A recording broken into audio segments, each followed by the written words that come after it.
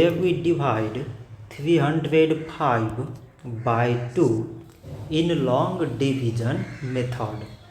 So 2 times 1 means 2. On subtracting we get 1. So now this 1 is less than 2.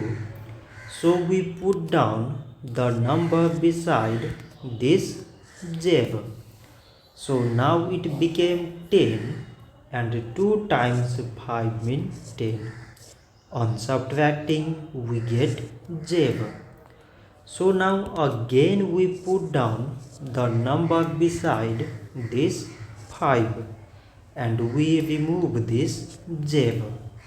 So 2 times 2 means 4. On subtracting we get 1.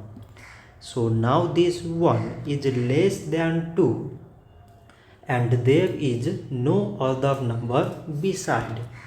So we put here decimal so that we take 0. So now it became 10 and 2 times 5 means 10. On subtracting we get 0. So 305 divided by 2 is 152 decimal 5. So this much for today and thanks for watching.